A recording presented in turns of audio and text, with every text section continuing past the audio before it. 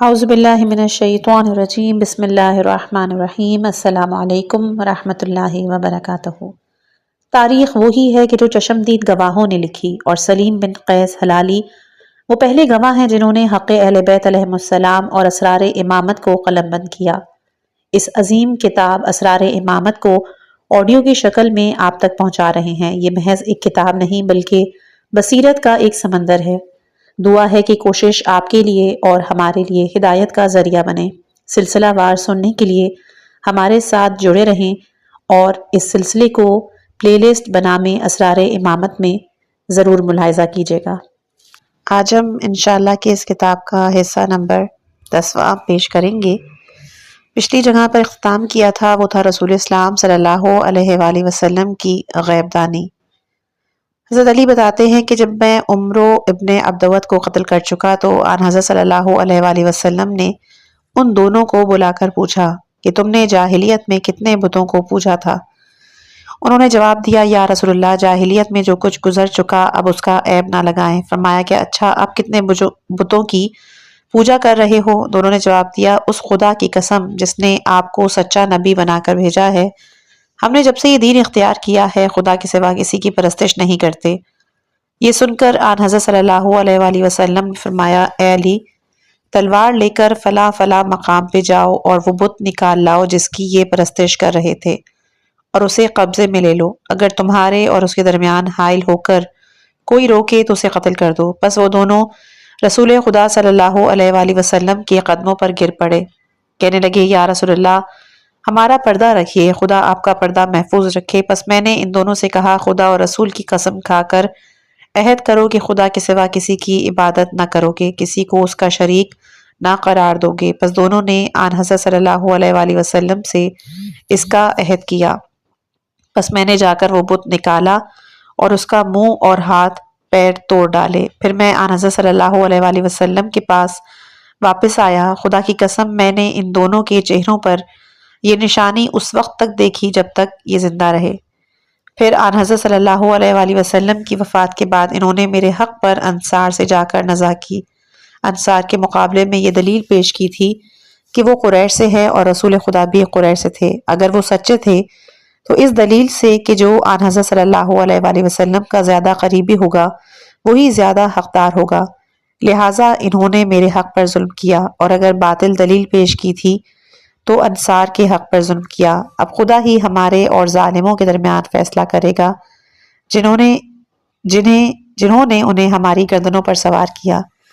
تعجب یہ ہے کہ اس امت کے دلوں میں ان کی محبت گھول کر پلا دی گئی جنہوں نے خدا کی راہ سے روکا، دین سے پھیر دیا۔ خدا کی قسم اگر یہ امت زمین پر اپنے قدموں پر کھڑی ہو جائے اور اپنے سروں پر خاک ڈال کر الہا زاری کرے اور ان کے لیے یہ دعا کرتی رہے جنہوں نے انہیں گمراہ کر کے خدا کی راہ سے روک دیا اور انہیں دوزخ کی دعوت دے کر خدا کو ان پر ناراض کیا اور ان کے جرم کی وجہ سے ان پر خدا کا عذاب واجب کیا، پھر بھی وہ اس امر میں خدا کے قصوروار رہیں گے، اس لیے کہ حق پر ثابت قدم رہنے والا سچا جو خدا اور رسول کی معرفت رکھتا ہو وہ روتا ہے کہ اگر ان کی بدعتوں، نئے نئے طریقوں اور ایجادوں اور عام عادتوں کو بدل دے تو لوگ اس سے لڑ پڑیں گے اور مخالفت کر کے اس سے بیزار ہو جائیں گے اور اسے چھوڑ کر حق سے جدا ہو جائیں گے، اور اگر ان کی بدعتوں کا اقرار کرے اور اختیار کر کے انہیں زینت دے اور انہی بدعتوں کو دین بنائے تو یہ اس سے محبت بھی کریں گے، احترام بھی، اور اسے فضیلت بھی دیں گے۔ خدا کی قسم اگر میں اپنے اس لشکر میں اس حق کا اعلان کر دوں جو خدا نے اپنے رسول پر نازل فرمایا تھا اور ان پر ظاہر کر کے اس کی طرف انہیں دعوت دوں اور اس کی وہ تشریح تفسیر بیان کروں جو میں نے سردارے جو دو جہاں سے سنی ہے، تو سوا چند مسکینوں کے اس لشکر میں کوئی باقی نہ رہے گا اور یہ لوگ گھبرا کر مجھ سے جدا ہو جائیں گے۔ اگر مجھ سے رسول خدا صلی اللہ علیہ وآلہ وسلم نے اس کا عہد نہ لیا ہوتا اور پہلے ہی ان سے نہ مان چکا ہوتا تو میں ایسا ہی کرتا، لیکن آن حضرت فرما چکے تھے، اے میرے بھائی، جس بات پر انسان مضطر اور مجبور ہو جائے تو وہ اس کے لیے مباح اور حلال ہے، اور یہ بھی ان سے سنا ہے کہ تقیہ خدا کا دین ہے اور جس میں تقیہ نہیں اس میں دین نہیں۔ پھر میری طرف متوجہ ہو کے فرمایا، انہیں اچھی طرح ہاتھوں سے دور کرو، 2/3 قبیلے کی طرف سے اور 1/3 میری طرف سے، اگر خدا نے مجھے عوض دیا تو مجھے معذور سمجھو۔ حکمین کے تقرر کے بعد امیر المومنین علیہ السلام نے ان سے فرمایا کہ کتاب خدا اور سنت رسول کے مطابق فیصلہ کرنا، چاہے اس میں میرا گلا گھٹتا ہو، کیونکہ جو لوگ اس طرف کھینچ کر لائے ہیں ان کی نیت خبیث ہے۔ اس وقت انصار میں سے ایک نے کہا، دوسری روایت میں ہے کہ انصار میں سے آپ کے ایک دوست نے آپ سے مل کر کہا کہ یہ کیسا انتشار ہے جس کی خبر آپ کے بارے میں مجھے ملی ہے، اس لیے کہ امت رسول میں امر کا پابند آپ سے زیادہ کوئی نہیں، پھر یہ انتشار اور اختلاف کس لیے ہے؟ آپ نے فرمایا کہ میں تمہارا وہی ساتھی جسے پہچانتے ہو، سوا اس کے کہ خدا کی بدترین مخلوق سے میرا امتحان لیا گیا ہے۔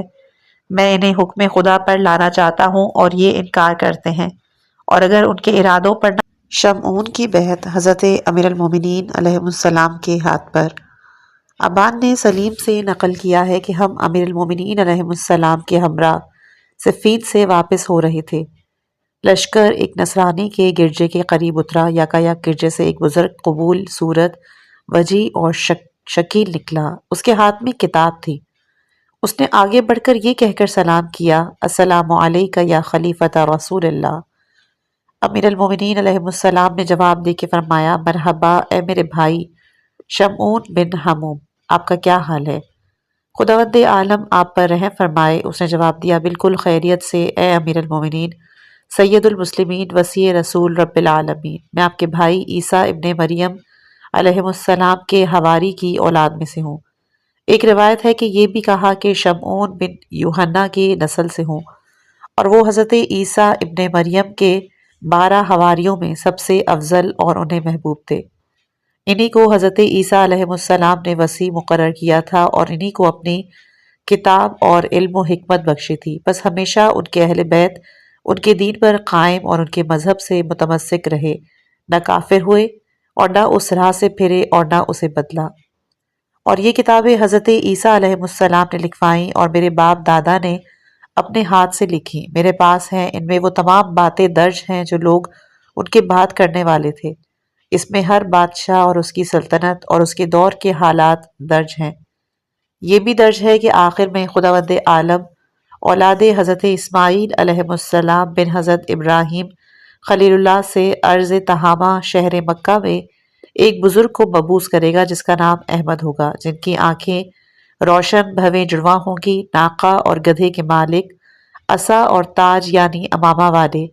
ان کے 12 نائب ہوں گے، پھر ان کی پیدائش، بعثت اور ہجرت کا ذکر ہے، ان کا ذکر ہے جو ان سے جنگ کریں گے اور دشمنی رکھیں گے، اور ان کا بھی جو ان کی مدد کریں گے، اور یہ بھی وہ کس قدر زندہ رہیں گے۔ اس کے بعد ان کی امت پر کیا گزرے گی، یہاں تک کہ حضرت عیسیٰ علیہ السلام آسمان سے نازل ہوں گے۔ کتاب میں ان 13 بزرگوں کا بھی ذکر ہے، اولاد اسماعیل بن ابراہیم سے، جو خدا کی کل مخلوق سے بہتر ہوں گے اور سب سے زیادہ خدا کو پسند ہوں گے۔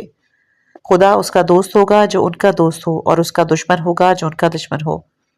جو ان کی تابعداری کرے گا ہدایت پائے گا، اور جو ان کی نافرمانی کرے گا گمراہ ہوگا۔ ان کی تابعداری خدا کی تابعداری، ان کی نافرمانی خدا کی نافرمانی۔ اس میں ان کے نام، نسب، صفتیں اور یہ کہ وہ یکے بعد دیگرے کس قدر زندہ رہیں گے، اور ان میں کون کون اپنا دین پردے میں رکھے گا اور کون ظاہر کرے گا، سب درج ہے۔ یہاں تک کہ حضرت عیسیٰ علیہ السلام ظاہر ہوں گے اور ان کے آخری کے پیچھے نماز پڑھیں گے اور کہیں گے کہ تم امام ہو، کسی کو حق نہیں کہ تم سے آگے کھڑا ہو، پس وہ آگے کھڑے ہو کر لوگوں کو نماز پڑھائیں گے، اور حضرت عیسیٰ علیہ السلام ان کے پیچھے پہلی صف میں کھڑے ہو کر نماز پڑھیں گے۔ وہ سب سے بہتر، سب سے افضل، سب سے اعلیٰ ہوں گے، جن کا ثواب تمام اطاعت گزاروں اور ہدایت پانے والوں کے برابر ہوگا۔ وہ حضرت احمد مجتبیٰ خدا کے رسول ہیں، اور ان کا نام محمد، یاسین، فتح، خاتم، حاشر، عاقب، ماہی ہے۔ وہ دوسرے نسخے میں ماہی کے بجائے فتح اور قائد ہے، اور وہ خدا کے حبیب، نبی، خلیل، صفی، امین اور چنے ہوئے ہوں گے۔ خدا ان کی عبادت یا نور کو سجدہ کرنے والوں میں دیکھتا ہے، یعنی وہ انبیاء کی صلبوں سے گزریں گے۔ خدا اپنی رحمت سے ان سے کلام کرے گا، اور جب وہ خدا کا ذکر کرتے ہیں تو خدا ان کا ذکر کرتا ہے، اور وہ تمام مخلوقات سے زیادہ بزرگ خدا کو محبوب ہیں۔ خدا نے ان سے بہتر اور محبوب تر نہ کوئی ملک مقرب پیدا کیا، نہ نبی مرسل، چاہے آدم علیہ السلام ہو یا ان کے علاوہ۔ انہیں بروز قیامت اپنے عرش پر جگہ دے گا، اور وہ جس کی شفاعت فرمائیں گے منظور فرمائے گا۔ ان کے نام پر قلم نے لوح محفوظ پر ام الکتاب میں یہ فرمان لکھ دیا ہے۔ پھر ان کے بھائی علی ابن ابی طالب علیہ السلام کے جو روز قیامت تک علم بردار ہیں، ان کی امت میں ان کے وسیع اور کل مخلوق سے زیادہ خدا کو محبوب ہیں۔ پہلے امام کے دو فرزندان ہارون شبر و شبیر کے ہم نام ہوں گے۔ دوسرے نسخے میں ہے پھر ان کی اولاد سے 11 امام ہوں گے، جن کا پہلا شبر دوسرا شبیر ہوگا، اور 9 امام شبیر کی اولاد سے یہ کے بعد دیگرے ہوں گے۔ ایک نسخے میں ہے کہ ان کے چھوٹے فرزند امام حسین علیہ السلام کی اولاد سے 9 امام ہوں گے یکے بعد دیگرے۔ ان کے آخر وہ ہیں جن کے پیچھے حضرت عیسیٰ علیہ السلام نماز پڑھیں گے۔ اس کتاب میں ہر پیشوا کا نام ہے، ان کا بھی ہے کہ جو پردے میں رہ کر دین کو محفوظ رکھیں گے، اور ان کا نام بھی جو ظاہر ہو کر دین کو پھیلائیں گے۔ بس پہلا بزرگ کہ جو ان میں ظاہر ہو کر ہدایت کرے گا، وہ خدا کا ملک عدل اور انصاف سے بھر دے گا، اور مشرق سے مغرب تک حکومت کرے گا، یہاں تک کہ خدا اسے تمام مذاہب عالم پر غالب کر دے گا۔ جب خداوند عالم نے حضرت محمد مصطفیٰ صلی اللہ علیہ وآلہ وسلم کو مبعوث فرمایا تو میرا باپ زندہ تھا، اس نے آپ کی تصدیق کی اور ایمان لایا اور گواہی دی کہ وہ خدا کے رسول ہیں، مگر بہت کبیر السن تھے اور طویل سفر کے قابل نہ تھے۔ آخر انتقال کر گئے اور مجھے وصیت کر گئے کہ اے فرزند، حضرت محمد مصطفیٰ صلی اللہ علیہ وآلہ وسلم کے وصی جن کا نام اور صفات کتاب میں موجود ہیں، ان قریب وہ ان ہرسا ائمہ زلال فلاں فلاں فلاں کے بعد اس طرف سے گزریں گے جو اپنے ناموں اور قبیلوں کے نام سے پکارے جاتے ہوں گے۔ ان کی خصوصیات اور ان کی حکومت کا زمانہ بھی اس میں درج ہے۔ بس جب آ جناب اس طرف سے گزریں تو ان کا استقبال کرو، ان کی بیعت کرو، اور ان کے ساتھ ہو کر ان کے دشمن سے جہاد کرو، اس لیے کہ ان کے ساتھ رہ کر جہاد کرنا ایسا ہی ہے جیسے رسول اکرم صلی اللہ علیہ وآلہ وسلم کے ساتھ رہ کر جہاد کرنا۔ ان کا دوست رسول کا دوست اور ان کا دشمن رسول کا دشمن ہے۔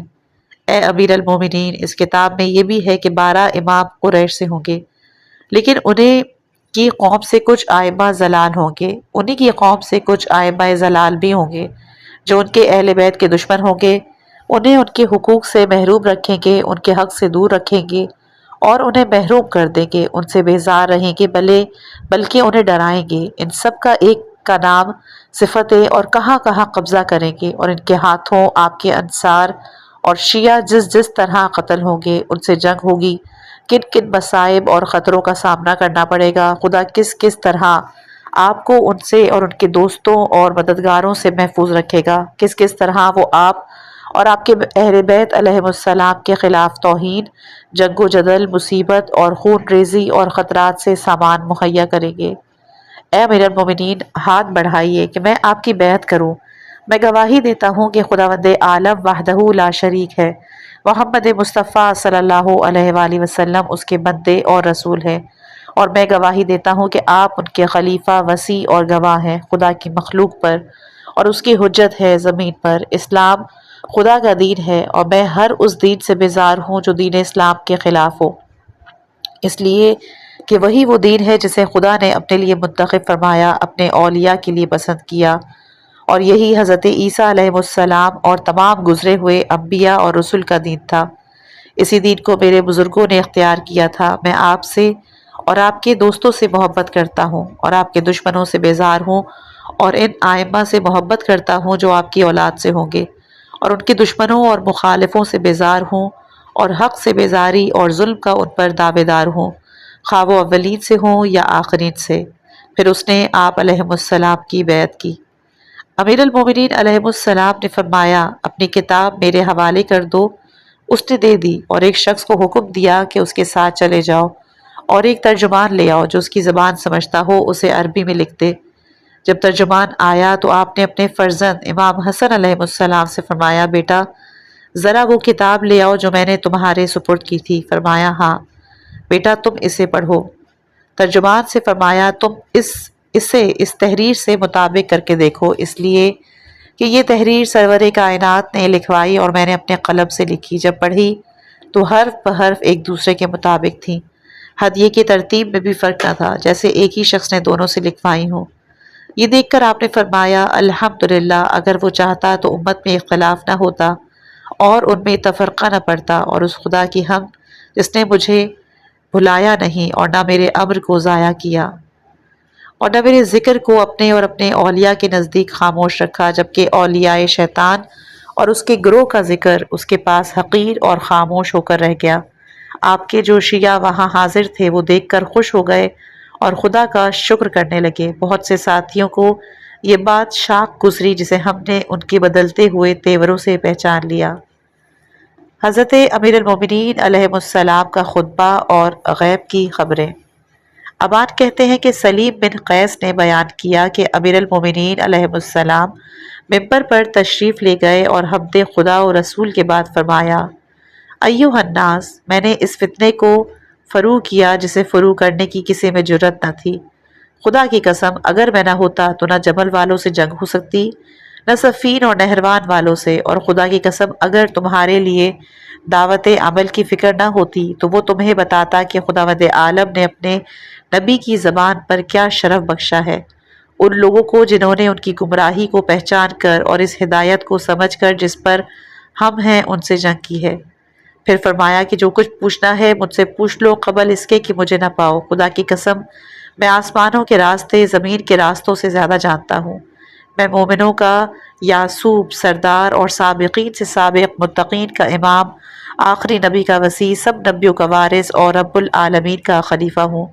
میں قیامت کے دن لوگوں کے فیصلے کروں گا اور خدا کی جانب سے جنت اور دوزخ تقسیم کروں گا۔ میں صدیق اکبر اور حق و باطل میں فرق کرنے والا فاروق ہوں۔ میرے پاس علم منایا اور علم بلایا ہے اور فصل الخطاب، اور جو آیت بھی نازل ہوئی میں جانتا ہوں کہ کس بارے میں نازل ہوئی، کہاں نازل ہوئی، کس پر نازل ہوئی۔ اے لوگوں، میں ان قریب تم سے جدا ہونے والا ہوں۔ امت کا شقی ترین آدمی انتظار میں ہے کہ اس داڑھی کو سر کے خون سے خضاب کر دے۔ دوسری روایت میں ہے کہ شقی ترین مردم منتظر ہے کہ اس سر کے خون سے اس ریش مبارک کا خضاب کر دے۔ اس خدا کی قسم جس نے دانہ شگافتہ کیا اور نفس کو خلق فرمایا، اور دوسرے نسخے میں ہے کہ اس خدا کی قسم جس کے قبضہ قدرت میں میری جان ہے، آج سے لے کر قیامت تک تم جس گروہ کے بارے میں مجھ سے سوال کرو گے جو 300 یا اس سے زائد ہوں میں بتاؤں گا، یا ان کا پیش رو دھکیلنے والا ہنکانے والا کون ہے، بتاؤں گا کہ ان کے گھر کب خراب ہوں گے اور کب دوبارہ تعمیر ہوں گے قیامت تک۔ اتنے میں ایک شخص نے کھڑے ہو کر سوال کیا اے امیر المومنین، ہمیں آنے والی بلاؤں کا حال بتائیں۔ فرمایا کہ جب سائل سوال کرے تو اسے سمجھنا چاہیے اور جس سے سوال کیا گیا ہے اسے ٹھہرنا چاہیے، اس لیے کہ تمہاری پشت پر وہ امور ہیں کہ جو عمیق اور عظیم اور کھلم کھلا سینگ مارنے والی بلائیں ہیں۔ اس خدا کی قسم جس نے دانہ شگافتہ کیا اور نفس کو خلق فرمایا، اگر میں زندہ نہ رہا اور یہ اہم واقعات آ پڑے تو بہت سے سوال کرنے والے سر جھکائیں گے اور جن سے سوال کیا جائے گا وہ خود متفکر ہو جائے گے، جس سے سوال کیا جائے گا وہ بھی ناکامیاب رہے گا، اور یہ اس وقت ہوگا جب تمہاری جنگ شروع ہو جائے گی اور دانت نکال کر اپنے پیروں پر کھڑے ہو جائے گی اور دنیا تمہارے لیے بلا بن جائے گی، یہاں تک کہ خداوند عالم فتح بخشے اس کے ذریعے سے کہ جو ابرار میں سے بقی ہوگا۔ اتنے میں ایک شخص نے کھڑے ہو کر عرض کی یا امیر المومنین، ہم سے وہ فتنے بیان فرمائیں۔ فرمایا کہ فتنے جب آنے لگتے ہیں تو شک رہتا ہے اور جب جاتے ہیں تو ہر شے صاف کر جاتے ہیں۔ فتنوں کی مثال ایسی ہے جیسے دریا کی موج یا آندھی کا جھونکا جو کسی شہر میں پہنچتا ہے اور کسی کو چھوڑ جاتا ہے۔ تم ان کو دیکھو جو بدر میں علم لے کر آئے تھے، تم ان کی مدد کرو، خدا تمہاری مدد کرے گا، تمہیں اس امر کا اجر ملے گا اور تمہارا عذر قبول کر لیا جائے گا۔ سب سے زیادہ خوفناک فتنہ تم پر بنی امیہ کا فتنہ ہے، کیونکہ وہ ایسا اندھا دھند اور بالکل تاریک فتنہ ہے جو عام ہوگا، لیکن بلا خاص لوگوں پر آئے گی۔ جو اسے سمجھتا ہوگا اسے مصیبت کا سامنا کرنا پڑے گا، اور جو اس سے آنکھیں بند رکھے گا محفوظ رہے گا۔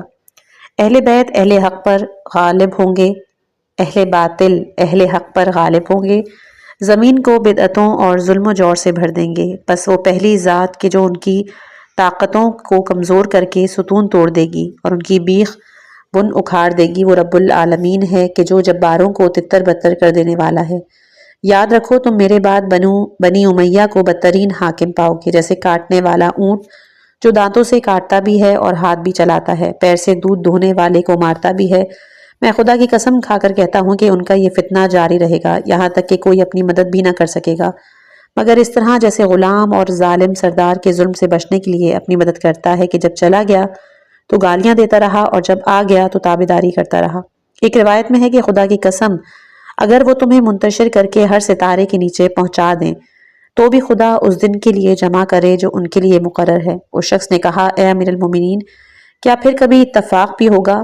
فرمایا، ہاں، ان قریب مختلف جماعتیں ہوں گی، نمازیں اور عطائیں مختلف، حج مختلف، سفر مختلف اور دل مختلف۔ راوی کہتا ہے، ایک شخص نے عرض کیا، دل کیوں کر اپنے ہاتھوں کی انگلیاں کھول کے فرمایا، اس طرح۔ پھر فرمایا کہ یہ اسے فتنہ اور فساد سے قتل کرے گا اور وہ اسے، اور صرف جاہلیت کی کم حیثیت لوگ رہ جائیں گے، نہ کوئی ہدایت کا مینار ہوگا، نہ نشان نظر آئے گا، صرف ہم اہل بیت علیہم السلام پناہ کا ہوں گے مگر ہم اس میں داعی نہیں ہوں گے۔ اس نے عرض کیا، پھر اس زمانے میں کیا کروں اے امیر المومنین؟ فرمایا کہ اس وقت اپنے نبی کے اہل بیت پر نظر رکھو، اگر وہ تمہیں مدد کے لیے بلائیں تو ان کی مدد کرو، خدا تمہاری مدد کرے گا اور تمہارا عذر قبول کرے گا۔ وہ ہرگز تمہیں ہدایت سے نکال کر ہلاکت میں نہیں ڈالیں گے۔ ان سے آگے بڑھنے کی کوشش نہ کرو ورنہ مصیبت تمہیں پچھاڑ دے گی اور دشمن تمہیں ذلیل کریں گے۔ اس نے کہا، اے امیر المومنین، اس کے بعد کیا ہوگا؟ فرمایا، پھر خداوند عالم میرے گھر کے ایک فرد کے ذریعے اس مصیبت کو اسی طرح دور کر دے گا جیسے کھال اپنی جگہ سے جدا ہو جاتی ہے۔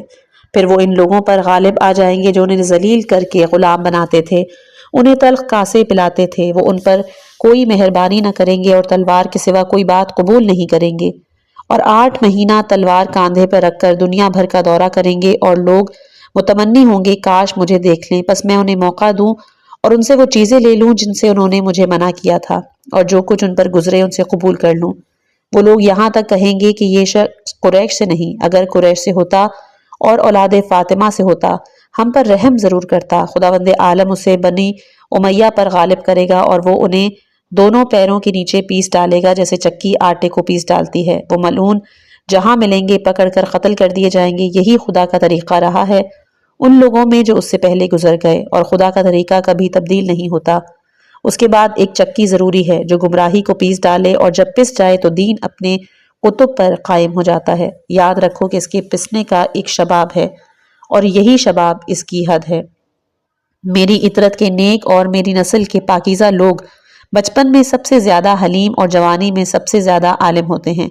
حق و ہدایت کا نشان ہمارے ساتھ ہے، جو اس سے آگے بڑھے گا پھاڑا جائے گا اور جو چھوڑ دے گا مٹ جائے گا، جو اس سے تمسک کرے گا حق سے مل جائے گا۔ ایک روایت میں ہے کہ جو اس کا ساتھ دے گا آگے بڑھے گا۔ ہم اہل بیت علیہم السلام کا علم خدا کے علم سے ہے، ہمارا قول خدا کے سچے قول سے ہے، ہمارا سننا اس کے سچے ارشاد کو سننا ہے۔ اگر تم ہماری پیروی کرو گے تو ہماری بصیرتوں سے ہدایت پاؤ گے، اگر ہم سے پیٹ پھیرو گے تو خداوند عالم تم پر عذاب نازل کرے گا ہمارے ہاتھوں سے جس طرح چاہے۔ ہم اسلام کے افق ہیں، سست رفتار ہم ہی سے آ کر ملتا ہے اور توبہ کرنے والا ہماری طرف ہی پلٹتا ہے۔ خدا کی قسم اگر ایسا نہ ہوتا کہ تم جلدی کرتے اور حق تاخیر کرتا تو میں تمہاری ضرور خبر دیتا کہ شباب عرب میں کیا ہوگا اور اس کے بعد کیا ہوگا۔ بس اہل بیت محمد کے اخبار سے قبل علم کا سوال نہ کرو اور تنگی دستی میں ان سے مال کا سوال ہی نہ کیا کرو کہ انہیں بخیل سمجھنے لگو، اس لیے ان سے بخل نہیں ہوتا۔ خانہ نشین ہو جاؤ، کھلم کھلا جلد باز نہ بنو، اہل حق سے ہو جاؤ، اسی حق سے پہچانے جاؤ اور اسی حق سے تمہارا انصاف ہو۔ خداوند عالم نے اپنی قدرت کاملہ سے ایک مخصوص مخلوق خلق فرما کر اپنے بلند علم ان کے سپرد کیے، انہی سے مخصوص بندوں کو اپنے لیے منتخب فرمایا کہ ان کے ذریعے اپنی مخلوق پر حجت قائم کرے۔ ان میں جنہیں عزت بخشی ان کی نشانی فرما برداری کو قرار دیا، اور جنہیں ذلیل کرنا چاہا ان کی نشانی گناہ کو قرار دیا۔ اطاعت گزاروں کا ثواب جنت میں ان کے چہروں کی سرسبزی اور شادابی کو قرار دیا، جہاں رہنے والوں کو کوئی خوف نہیں، اور مستحقین عذاب کی سزا آگ کو قرار دیا جو غضب الہی سے بھڑک رہی ہے۔ خدا نے ان پر ظلم نہیں کیا بلکہ وہ خود اپنے نفسوں پر ظلم کرتے ہیں۔ ایھا الناس، ہم اہل بیت علیہم السلام ہی کے ذریعے خدا نے صدق و قسط میں تمیز کرائی اور ہمارے ہی ذریعے زمانے کی تنگی میں کشادگی بخشا ہے، ہمارے ہی ذریعے تمہاری گردن سے ذلت کی رسیاں کھولتا ہے، ہم ہی سے اس نے شروع کیا اور ہم ہی پر ختم ہوگا۔ پس عبرت حاصل کرو ہم سے اور ہمارے دشمن سے، ہماری ہدایت سے اور ان کی ہدایت سے، ہماری سیرت سے اور ان کی سیرت سے، ہماری میت سے اور ان کی میت سے۔ پھر آپ نے فرزندوں کی طرف ملتفت ہو کے فرمایا، میرے بچوں، چاہیے کہ تمہارے چھوٹے بڑوں سے نیکی کریں اور بڑے چھوٹوں پر رحم کریں، اور ان بے وقوفوں، ظالموں، جاہلوں کی طرح نہ ہو جاؤ جنہیں خدا پر یقین نہیں ہے، جیسے وہ انڈا کہ جو آنوی میں ہو۔ ہائے افسوس آل محمد کے بچوں پر کہ بے شمار نعمتیں پانے والے مخلوق کے بنائے ہوئے خلیفہ میری اولاد اور اولاد کی اولاد کو میرے بعد قتل کریں گے۔ یاد رکھو، میں خدا کی قسم رسالتوں کی تبلیغ، وعدوں کا پورا کرنا، کلمات کی تکمیل خوب جانتا ہوں۔ میرے لیے راستے کھلے ہیں، میرے لیے ابر رواں دواں ہیں۔ میں نے ملکوت کو اس طرح دیکھا ہے کہ مجھ سے کوئی شے پوشیدہ نہیں، نہ اس سے بے خبر ہوں جو کچھ گزر چکا ہے، اور نہ اس میں میرا کوئی شریک ہے۔ جو کچھ خدا مجھے اس دن دکھائے گا جب گواہیان گزریں گی، میرے ہی ذریعے خدا اپنا وعدہ پورا کرے گا اور اپنے کلمات تمام کرے گا۔ میں ایک نعمت ہوں جو خدا نے مخلوق کو بخشی ہے، اور وہ اسلام ہوں جسے خدا نے اپنے لیے پسند فرمایا۔ یہ سب مجھ سے خدا کی عطا ہے جس سے میرے کاندھے نیچے ہیں، اور امام نہیں ہے مگر وہ جو اس کی ولایت کے اہل کو جانتا ہو۔ یہی خداوند عالم کا ارشاد ہے، اے رسول، تم ڈرانے والے اور ہر قوم کے لیے ہادی ہو۔ اس کے بعد آپ ممبر سے نیچے تشریف لے آئے۔ واعظ و نصیحت اور حکمت آمیز ارشادات۔ سلیم بن قیس کہتے ہیں کہ میں نے امیر المومنین علیہ السلام کو یہ فرماتے ہوئے سنا کہ آن حضرت صلی اللہ علیہ وآلہ وسلم نے فرمایا ہے کہ دنیا میں دو حریث کبھی سیر نہیں ہوتے، ایک دنیا کا حریث اور دوسرا علم کا۔ پس جو شخص دنیا سے صرف اس قدر لے لے جس قدر خدا نے حلال کیا ہے محفوظ رہے گا، اور جو حلال و حرام کی پرواہ نہیں کرے گا ہلاک ہوگا، سوائے اس کے جو توبہ کر کے واپس کر دے۔ جو شخص علم اس کے اہل سے لے گا اور اس پر عمل کرے گا نجات پائے گا، اور جو اس دنیا کا طالب ہوگا ہلاک ہوگا۔ اس کا حصہ صرف دنیا ہوگی۔ عالم دو قسم کے ہیں، ایک وہ جو اپنے علم پر عمل کرے وہ نجات پائے گا، دوسرا وہ جو اپنے علم کو ترک کر دے وہ ہلاک ہوگا۔ اہل دوزخ کو ایسے عالم کی ہوا کی بدبو سے اذیت ہوگی جو اپنے علم پر عامل نہ ہو۔ دوزخ میں سب سے زیادہ ندامت و حسرت اسے ہوگی جو دوسرے کو خدا کی طرف دعوت دے اور وہ راہ راست پر آ جائے اور خدا کی تابعداری کرنے لگے، خدا اسے جنت میں داخل کر دے، اور جس نے اسے ہدایت کی تھی وہ اپنی بدکرداری اور خدا کی نافرمانی کی وجہ سے دوزخ میں ہو، اس لیے کہ اس نے اپنے علم کو ترک کر کے خواہش نفس کی پیروی کی۔ اور خدا کی نافرمانی کے دو سبب ہیں، خواہش کی پیروی اور لمبی امید۔ خواہش کی پیروی حق سے روکتی ہے، لمبی امیدیں آخرت کو بھلا دیتی ہیں۔ تحقیق کہ دنیا پیٹ پھیر رہی ہے، پیٹ پھیر کر جا رہی ہے، اور آخرت اس طرف منہ کر کے آ رہی ہے۔ ان میں سے ہر ایک کی اولادیں ہیں، اگر ہو سکے تو تم آخرت کی اولاد بن جاؤ، دنیا کی اولاد نہ بنو، اس لیے کہ آج عمل ہے حساب نہیں، کل حساب ہوگا، عمل کی مہلت نہ ہوگی۔ یقیناً فتنوں کی ابتدا ان خواہشات سے ہوتی ہے جن کی پیروی کی جاتی ہے، اور ان احکام سے ہوتی ہے جنہیں ایجاد بندے سے کام لیا جاتا ہے۔ اس میں کچھ لوگ دوسرے کے دوست بن جاتے ہیں اور کچھ دشمن ہو جاتے ہیں۔ یاد رہے کہ اگر حق خالص ہو تو اس میں اختلاف نہیں ہوتا، اور اگر باطل خالص ہو تو بھی صاحبان عقل کو اندیشہ نہیں ہے، لیکن ہوتا یہ ہے کہ کچھ حق سے لے لیا جاتا ہے، کچھ باطل سے، دونوں کو ملا دیا جاتا ہے۔ بس یہیں پر شیطان اپنے اولیاء پر غالب آ جاتا ہے، اور وہی لوگ نجات پاتے ہیں جن کے لیے خدا کی جانب سے پہلے نیکیاں لکھی جا چکی ہیں۔ آپ نے فرمایا کہ میں نے حضرت رسول خدا صلی اللہ علیہ وآلہ وسلم سے سنا ہے کہ اس وقت تمہارا کیا حال ہوگا جب فتنہ تمہیں ہر طرف سے گھیر لے گا، جس میں جوان اور بوڑھے معمر ہو جائیں گے، لوگ اس کے عادی ہو جائیں گے اور آخر اس کی سنت سمجھنے لگیں گے، یہاں تک کہ اگر اس کے بجائے صحیح عمل کیا جائے گا تو لوگ کہیں گے یہ جرم کر رہے ہیں، سنت رسول کو تبدیل کر دیا ہے۔ پھر بلا سخت ہو جائے گی، ذریت رسول قید کر دی جائے گی، ان پر ایسی مصیبتیں آئیں گی جیسے آگ لکڑی کو جلا کر خاکستر کر دیتی ہیں، جس طرح چکی غلے کو پیس ڈالتی ہے۔ لوگ دین کے خلاف فقہ سمجھیں گے اور ہر غلط اعمال کا درس لیں گے، اور دین کے عوض دنیا کے خواہش مند ہوں گے۔ پھر اپنے اہل بیت علیہم السلام اور شیعوں کی طرف متوجہ ہو کے فرمایا، مجھ سے پہلے پیش رو نے جان بوجھ کر ایسے اہم امور میں حضرت رسول خدا صلی اللہ علیہ وآلہ وسلم کی مخالفت کی ہے کہ اگر میں ان کے ترک کرنے اور بدلنے پر لوگوں کو آمادہ کرتا تو میرا لشکر مجھ سے جدا ہو جاتا، یہاں تک کہ میرے اور میرے شیعوں کے سوا کوئی نہ رہ جاتا جنہوں نے میرے شرف اور امامت کو قرآن اور سنت رسول کریم سے پہچانا ہے، نہ کسی اور ذریعے سے۔ کیا تم نے دیکھا کہ اگر میں مقام ابراہیم کو اسی جگہ لے جا کر رکھ دیتا جس جگہ رسول خدا نے رکھا تھا، اگر میں فدق فاطمۃ الزہرا سلام اللہ علیہا کے وارثوں کے حوالے کر دیتا اور سا اور مد کا وہی وزن مقرر کر دیتا کہ جو آن حضرت صلی اللہ علیہ وآلہ وسلم کے عہد میں تھا، اور اگر میں وہ گلے کہ جو آن حضرت صلی اللہ علیہ وآلہ وسلم نے ان کے اہل کو دیے تھے اور اب انہیں نہیں دیے گئے انہی کے حوالے کر دیتا، اور جعفر ابن ابی طالب کا گھر مسجد سے گرا کر ان کے وارثوں کے حوالے کر دیتا، وہ مجھ سے پہلے والوں نے جو فیصلے ظلم سے کیے تھے انہیں منسوخ کر دیتا، خیبر کی زمین کی تقسیم غلط قرار دے دیتا اور دیوان میں بخششیں محو کر دیتا، اور اس طرح عطا کرتا جس طرح آن حضرت صلی اللہ علیہ وآلہ وسلم عطا فرمایا کرتے تھے، اور اسے دولت مندوں کی سرمایہ کاری کا ذریعہ نہ بننے دیتا، اور بنی تغلب کے خاندان کو قید کر لیتا اور لوگوں کو حکم دیتا کہ وہ فریضے کے سوا سنتی نماز ماہ رمضان میں جماعت سے نہ پڑھیں، تو میرے ساتھ والے لشکر سے کچھ لوگ فریاد کرتے کہ ہائے مسلمانوں، محمد کی سنت تبدیل کر دی گئی، ہمیں رمضان میں سنتی نمازوں سے روکا جا رہا ہے، مجھے تو یہ بھی اندیشہ ہے کہ میرے لشکر سے ایک گروہ کو بھڑکا کر لے جائیں، جیسا کہ آن حضرت کے بعد مجھے اس امت سے سابقہ رہا ہے کہ یہ ہمیشہ سے تفرقہ ڈالنے والوں اور دوزخ کی طرف بلانے والے گمراہ اماموں کی پیروی کے عادی ہیں۔ مجھے ذی القربہ کا حصہ خدا کے حکم سے دیا گیا ہے، جن کے خداوند عالم نے فرمایا اگر تم خدا پر ایمان لائے اور جو ہم نے اپنے بندے پر نازل کیا فرقان کے دن جس دن دونوں جماعتیں ایک دوسرے سے ملیں، خداوند عالم نے ذی القربہ، یتامہ، مساکین اور ابن سبیل سے مخصوص ہم ہی کو مراد لیا، اور یہ سب ہم ہی میں سے ہیں، اس لیے خداوند عالم نے صدقے میں ہمارا حصہ نہیں رکھا اور ہمارے نبی کا اور ہمارا احترام کر کے ہمیں لوگوں کا میل کھانے سے محفوظ رکھا، اس لیے فرمایا اور اہل قریہ کی طرف سے خدا نے جو فائدہ رسول کا مقرر فرمایا ہے وہ خدا و رسول اور ذی القربہ کا ہے، اور سادات کے یتیموں، مسکینوں اور مسافروں کا ہے۔ حضرت ابوذر کی بیماری اور ان کی عیادت۔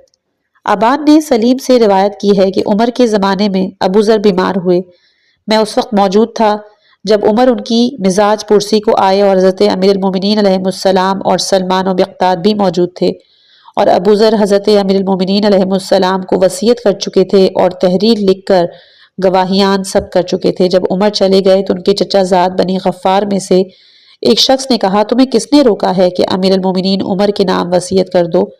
ابوذر نے جواب دیا کہ میں نے حقیقی امیر المومنین کو وصیت کر دی ہے کہ جن کا رسول خدا صلی اللہ علیہ وآلہ وسلم نے ہمیں حکم دیا ہے، جبکہ میں 80 عرب اور 40 اجمیوں نے انہیں امیر المومنین کہہ کر سلام کیا ہے، ہم میں یہی ہستی ہے جسے ہم نے امیر المومنین کہا، اور کوئی عرب یا اجمی ایسا نہیں ہے جس نے حضرت رسول خدا صلی اللہ علیہ وآلہ وسلم سے یوں باتیں کی ہوں جیسے اس ہستی نے یا ان کے مخصوص ساتھیوں سلمان و مقداد نے، اس لیے کہ ان دونوں نے عرض کیا تھا کہ کیا یہ خدا و رسول کی جانب سے حق ہے، تو آپ نے فرمایا تھا بے شک میں تمہیں حکم دیتا ہوں۔ سلیم کہتے ہیں میں نے عرض کیا اے ابو الحسن اور اے سلمان و مقداد، کیا آپ بھی یہی فرماتے ہیں جو ابوذر نے کہا؟ سب نے کہا ہاں بالکل سچ کہا۔ میں نے کہا کہ یہ چاروں عادل ہیں، اب اگر مجھ سے کوئی بھی بیان نہ کرے پھر بھی مجھے شک نہیں ہو سکتا، میرے نزدیک آپ چاروں نہایت معتبر اور معتمد علیہ ہیں۔ میں نے عرض کیا خدا آپ کا انجام بخیر کرے، کہ آپ 80 عربوں کے نام بتا سکتے ہیں؟ سلمان نے ایک ایک کا نام لینا شروع کیا، اور سن کر حضرت علی مرتضیٰ علیہ السلام اور ابوذر و مقداد نے کہا کہ سلمان نے درست بتلایا ہے، خدا ان پر اپنی رحمت نازل کرے اور مغفرت فرمائے۔ جو نام لیے تھے ان میں ابو بکر، عمر، ابو عبیدہ، معاذ، سالم اور 5 اصحاب شورا طلحہ، زبیر، عثمان، عبد الرحمن ابن عوف، سعد بن ابی وقاص بھی تھے، اور عمار بن یاسر، سعد بن عبادہ اور باقی اصحاب عقبہ تھے، اور ابی ابن کعب، ابوذر، مقداد اور باقی اہل بدر کے اکابر اور بزرگ انصار بھی تھے۔ ان میں ابو الہیشم بھی بن تیہان، خالد بن زید، ابو ایوب، اسید بن خزیر، بشیر بن سعد بھی تھے۔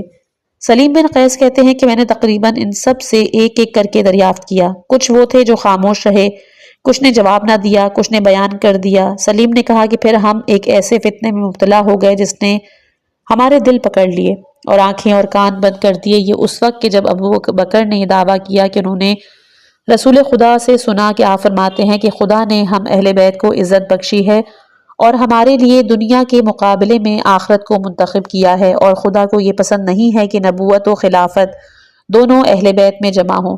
جب حضرت علی مرتضیٰ علیہ السلام کو بیعت کے لیے بلایا گیا تو ابو بکر نے آپ کے سامنے یہی بات پیش کی، اور 4 آدمیوں نے گواہی دے کر تصدیق کی جو ہمارے خیال میں اچھے لوگ تھے اور جن پر تہمت نہیں لگی تھی۔ ایک ابو عبیدہ جرح، دوسرے سالم، تیسرے عمر، چوتھے معاذ بن جبل، اور ہمیں گمان ہوا کہ شاید یہ سچ کہہ رہے ہیں۔ جب حضرت علی مرتضیٰ علیہ السلام سے بیعت کی خبر ملی تو ہمیں پتہ چلا کہ رسول اللہ صلی اللہ علیہ وآلہ وسلم نے جو کچھ فرمایا ہے، اصل بات یہ ہے کہ ان پانچوں حضرات نے کعبے کے سائے میں بیٹھ کر باہم ایک معاہدہ لکھا تھا اور یہ طے کیا تھا کہ اگر حضرت محمد مصطفیٰ صلی اللہ علیہ وآلہ وسلم وفات پا جائیں یا قتل کر دیے جائیں تو یہ لوگ حضرت علی علیہ السلام سے جبراً یہ امر چھین کر اس پہ قبضہ کر لیں گے۔ اس پر تیرا یہ کہ ابو بکر وغیرہ نے سلمان و ابو ذر و مقداد اور زبیر سے بھی شہادت طلب کی ہے، مگر انہوں نے اس وقت گواہی دی کہ جب ابو بکر کی گمراہ کرنے والی ملعونہ بیعت کا قلادہ ہماری گردن میں ڈال دیا گیا۔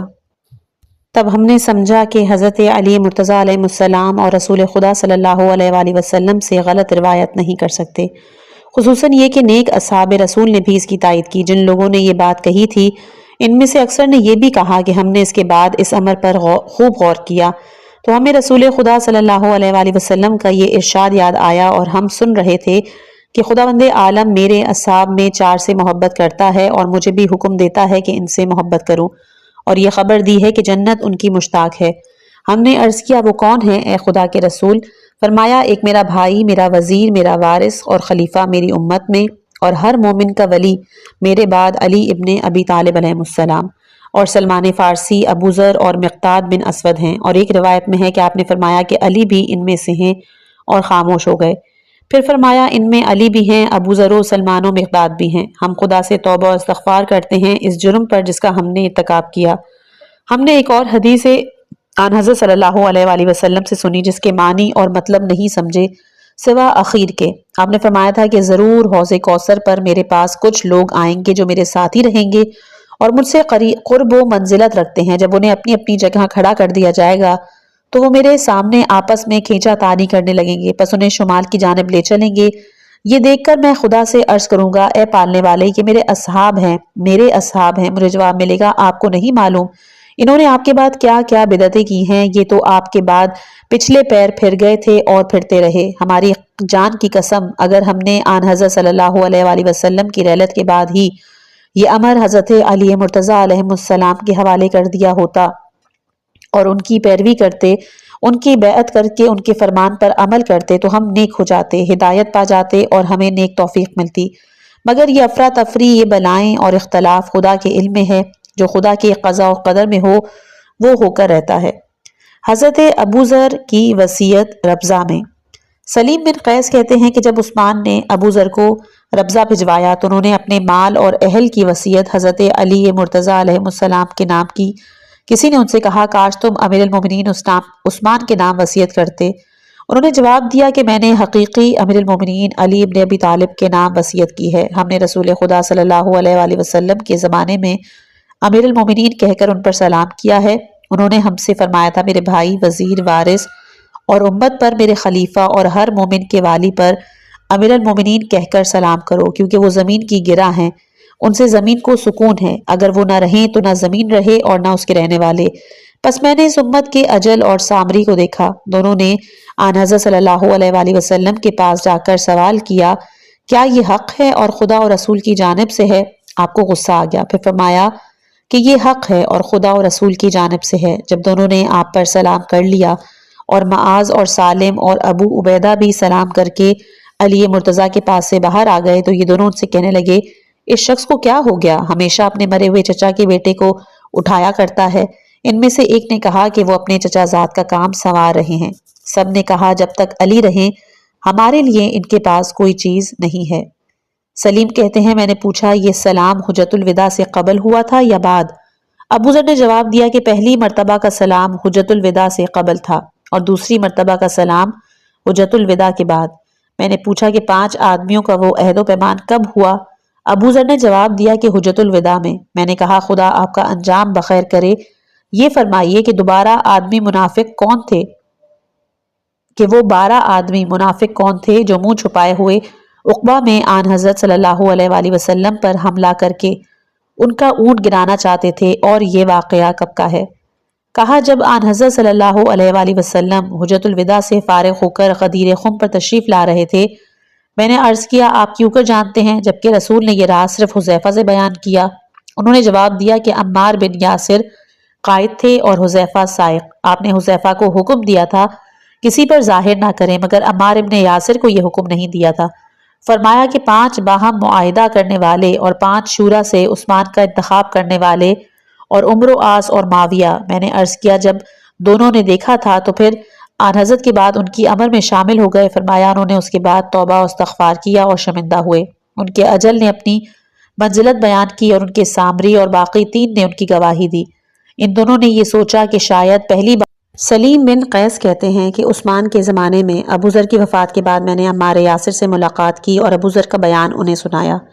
عمار نے جواب دیا کہ میرے بھائی نے سچ کہا ہے، ان کی ذات اس سے بلند تھی کہ وہ ایسی بات کہتے جو عمار سے نہ سنی ہوتی۔ میں نے عرض کیا خدا آپ کا انجام بخیر کرے، آپ ابو ذر کی ایسی تصدیق کیوں کرتے ہیں؟ فرمایا میں گواہی دیتا ہوں کہ میں نے رسول خدا صلی اللہ علیہ وآلہ وسلم کو یہ فرماتے ہوئے سنا ہے کہ آسمان نے ایسے شخص پر سایہ نہیں کیا اور زمین نے بوجھ نہیں اٹھایا جو ابو ذر سے زیادہ سچا اور نیک ہو۔ میں نے عرض کیا اے نبی اللہ، کیا آپ کے اہل بیت سے بھی زیادہ؟ فرمایا میں اہل بیت کے سوا دوسروں کے لیے کہہ رہا ہوں۔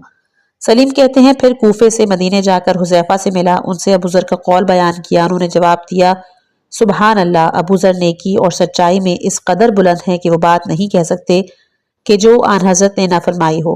ایک دن آن حضرت صلی اللہ علیہ وآلہ وسلم نے دونوں شہزادوں کو دیکھ کر کہا خدا کی قسم یہ دونوں جوانان اہل جنت کے سردار ہیں اور ان کا باپ ان سے بہتر ہے۔ اے بچوں، میرے نزدیک سب سے زیادہ بزرگ میرا محبوب تمہارا باپ، پھر تمہاری ماں، اور خدا کے نزدیک کوئی مجھ سے اور میرے بھائی اور وزیر اور میری امت میں میرے خلیفہ اور ہر مومن کے ولی علی ابن ابی طالب علیہ السلام سے بہتر نہیں ہے۔ یاد رہے کہ وہ میرے دوست، وزیر، صفی اور میرے بعد میرے قائم مقام اور ہر مومن اور مومنہ کے ولی ہیں۔ میرے بعد ان کے بعد امام حسن، پھر امام حسین، ان کے بعد 9 امام ہیں، یہ سب ہادی و مہدی ہیں۔ وہ حق کے ساتھ ہیں اور حق ان کے ساتھ ہے، وہ حق سے اور حق ان سے قیامت تک جدا نہیں ہو سکتا۔ وہ زمین کی گھنٹی ہیں جن کے صدقے میں زمین قائم ہے، وہ خدا کی مضبوط رسی اور مستحکم گرہ ہے جو شکستہ نہیں ہو سکتی، اور وہ خدا کی زمین میں اس کی حجت اس کے مخلوق پر اس کی گواہ ہے، اس کے علم کے خزینہ دار اور اس کی حکمت کی کانیں ہیں۔ وہ کشتی نوح کی مانند ہیں کہ جو اس پر سوار ہوا نجات پا گیا اور جس نے چھوڑ دیا غرق ہو گیا، اور وہ باب حدہ کی مانند ہیں کہ جو بنی اسرائیل میں تھا، جو اس میں داخل ہو جائے گا محفوظ رہے گا اور جو نکل جائے گا کافر ہوگا۔ خداوند عالم نے ان کی تابعداری واجب کی ہے، ان کی ولایت و محبت کا حکم دیا ہے۔ جو ان کا تابعدار وہ خدا کا فرمان بردار، اور جو ان کا نافرمان وہ خدا کا نافرمان۔ وہ کہتے ہیں کہ حضرت امام حسین علیہ السلام آن حضرت صلی اللہ علیہ وآلہ وسلم کے پاس اس وقت آ جاتے تھے جب حضور سردے میں ہوتے تھے۔ وہ صفے چیر کر آپ کے پاس پہنچ کر پشت پہ سوار ہو جاتے تھے۔ آپ اس طرح قیام کرتے تھے کہ ایک ہاتھ ان کی پشت پر اور دوسرا ان کے گھٹنوں پر ہوتا۔ نماز سے فراغت تک یہی صورت رہتی، اور امام حسن علیہ السلام اس وقت آ جاتے تھے کہ جب آپ ممبر پر ہوتے تھے، پس ممبر پر چڑھ کر کندھوں پر اس طرح بیٹھ جاتے تھے کہ ان کے دونوں پیر ان کے سینے پر لٹکے ہوتے تھے اور خلخال کی چمک نظر آتی تھی، اور آن حضرت صلی اللہ علیہ وآلہ وسلم خطبہ بیان فرما رہے ہوتے تھے اور خطبے سے فراغت تک انہیں اسی طرح روکے رہتے تھے۔ عمر آس کا خطبہ شام میں۔ ابان نے سلیم سے نقل کیا ہے، وہ کہتے ہیں کہ حضرت امیر المومنین علیہ السلام کو خبر ملی کہ عمر بن آس نے شام میں ایک خطبہ پڑھا ہے کہ مجھے رسالت مآب صلی اللہ علیہ وآلہ وسلم نے ایک لشکر کا سردار بنا کر روانہ کیا۔ اس لشکر میں ابو بکر اور عمر بھی تھے۔ میں یہ سمجھا کہ مجھے افضل سمجھ کر ان کا سردار بنایا ہے۔ جب میں واپس آیا تو میں نے عرض کیا یا رسول اللہ، آپ کو سب سے زیادہ محبوب کون ہے؟ فرمایا عائشہ۔ میں نے عرض کیا کہ مردوں میں کون سب سے زیادہ عزیز؟ فرمایا ان کا باپ ابو بکر۔ اے لوگوں، یہ علی تعان کرتے ہیں ابو بکر و عمر و عثمان پر، حالانکہ میں نے رسول کو یہ فرماتے ہوئے سنا کہ خدا نے عمر کی زبان اور دل پر حق کی مہر لگا دی، اور عثمان کے بارے میں کہتے ہوئے سنا کہ ملائکہ عثمان سے حیا کرتے ہیں۔ علی سے تو میں نے وہ سنا ہے بس کان بہرے ہو جائیں۔ روایت ہے کہ نبی نے ابو بکر و عمر کو آتے دیکھا تو فرمایا، اے علی، یقیناً یہ دونوں جنت کے بوڑھوں کے سردار ہیں، اولین سے آخرین تک، سوا انبیاء و مرسلین کے، اور یہ کسی سے بیان نہ کرنا ورنہ یہ دونوں ہلاک ہو جائیں گے۔ یہ خبر سن کر آپ نے فرمایا، اور جو مولا علی علیہ السلام کا جواب تھا وہ انشاءاللہ کہ ہم اگلی آنے والی آڈیو میں، اس آڈیو کے اختتام میں ایک دفعہ آپ لوگوں سے معافی مانگنا چاہوں گی کہ اگر میری آواز کے پیچھے کوئی ڈسٹربنس ہو یا کہیں پر بک پڑھتے ہوئے میری آواز میں لکنت کی وجہ سے کوئی لفظ میں نے غلط بھولا ہو، یا کیونکہ میں نے کوشش کرتی ہوں کہ تصحیح کر لوں، لیکن پھر بھی کیونکہ آپ لوگوں کا میری گردن پر حق ہے تو اس کے لیے مجھے آپ لوگوں سے یہ کہنا ضرور بنتا ہے۔ سامعین محترم، کتاب کا یہ حصہ یہاں اختتام پذیر ہوتا ہے۔